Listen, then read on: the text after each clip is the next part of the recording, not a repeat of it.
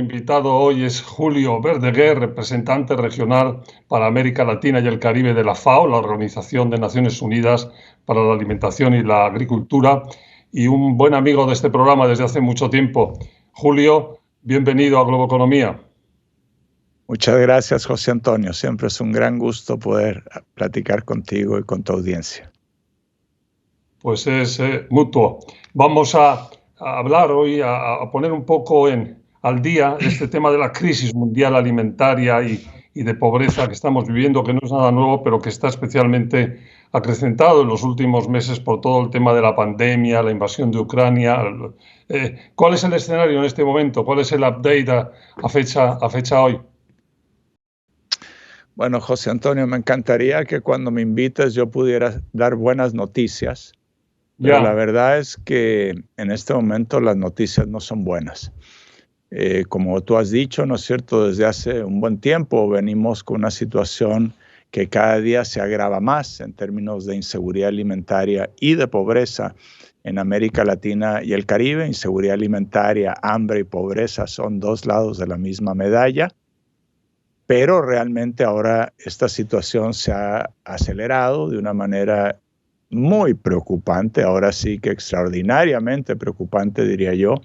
Estamos en lo que yo he llamado una tormenta perfecta con graves riesgos. Ahora sí, ya no solo a la seguridad alimentaria de las personas, sino que dependiendo de los niveles que esto adquiera y de cómo se contenga o no se contenga, también a la estabilidad social, política y a la paz en nuestros países. En este bloque, las medidas que urgen en el corto plazo, hemos titulado nosotros, hablabas antes de la situación, de las causas. ¿Cuáles son un poco, qué se puede hacer, desde dónde y qué instituciones pueden ayudar? Gracias. Mira, es una gran pregunta. Esa es la pregunta importante, por supuesto, ¿no es cierto? ¿Qué hacemos frente a esta situación? Primero, déjame decir que este es un fenómeno hoy día verdaderamente global. O sea, no hay ningún país por sí solo puede resolver esto en sus fronteras. Ni siquiera los grandes potencias tienen capacidad, ¿no es cierto? Vemos la inflación en Estados Unidos, en Europa también les está pegando. Entonces, esto es limitado lo que cada país puede hacer por sí solo y por eso la importancia de actuar colectivamente a través de las entidades multilaterales de todo tipo, desde el G7, las Naciones Unidas, la propia FAO, etc. Pero algunas cosas que sí se pueden hacer y que recomendamos hacer a nivel de los países. En primer lugar, tenemos que mantener vivos y fortalecer los sistemas de protección social. Durante la pandemia, muchos países reforzaron sus sistemas de protección social, ¿no es cierto? Transferencias de efectivo, asistencia alimentaria sobre todo para niños y para mujeres embarazadas y otras poblaciones vulnerables. Eso es clave porque lamentablemente, José Antonio, en los próximos meses esto no va a mejorar, no, va a ser un problema que va a durar todavía un buen tiempo. Y ya hay mucha gente que no está pudiendo comer. Necesitamos ayudarlas a que eso no se agrave. Entonces, protección social, clave. Todos los países pueden hacer algo, ojalá mucho. Julio, a largo plazo, tú ibas hablando de los temas de la distribución, de la riqueza, del clima. ¿Cuáles son los temas a medio y largo plazo? Tú has mencionado cambio climático, dejémoslo un poco por aparte, pero desde luego esto se va a ir complicando mucho si no frenamos esto, ¿no? Tenemos a buena parte de América Latina y el Caribe hoy día en situaciones de escasez de agua.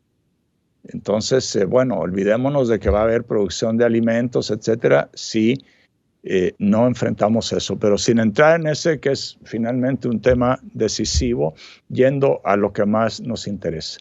Mira, llevamos ya muchos años, José Antonio, de una tras otra crisis en la situación alimentaria mundial. Esto nos está hablando de que el sistema agroalimentario del planeta tiene problemas estructurales muy profundos.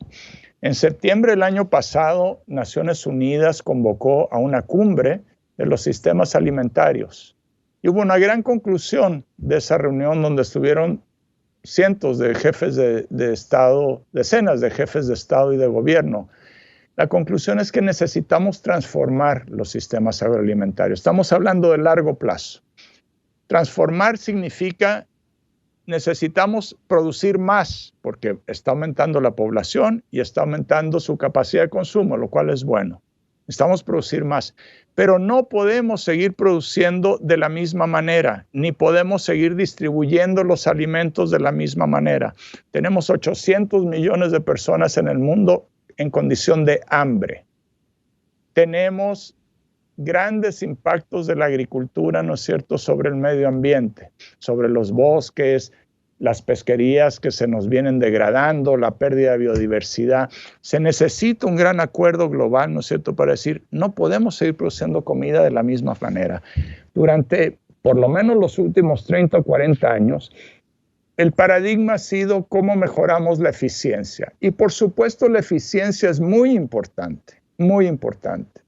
Pero hoy día tenemos que meter otra palabra, tenemos que conjugar otro concepto, y ese concepto es resiliencia. Necesitamos sistemas agroalimentarios eficientes, pero también resilientes. ¿Qué quiere decir resilientes? Que puedan tolerar todos estos shocks, el cambio climático, las sequías, las inundaciones, guerras como la que hemos visto, pandemias como el COVID. Necesitamos que más tolerancia a estos efectos. Y hay que pensar cómo se hace una agricultura y una alimentación con esta propiedad de resiliencia. En nuestra región, José Antonio, no vamos a superar el hambre si no atacamos o avanzamos, ¿no es cierto? Avanzamos sostenidamente, porque no es una cosa que se va a resolver en corto plazo, estamos hablando del mediano y largo plazo, pero si no nos metemos en serio en el tema de la desigualdad.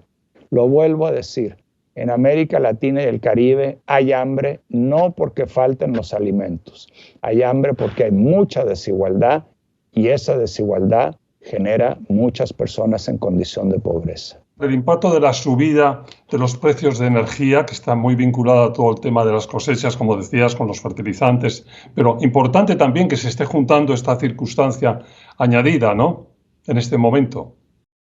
Bueno, es importantísimo. Yo ayer vi los datos de los precios del barril de petróleo. Ayer estaban marcando $117 por barril en los mercados internacionales. Bueno, con ese precio es muy difícil pensar que vamos a bajar radicalmente la inflación y la inflación de alimentos, que es lo que estoy hablando, ¿no es cierto?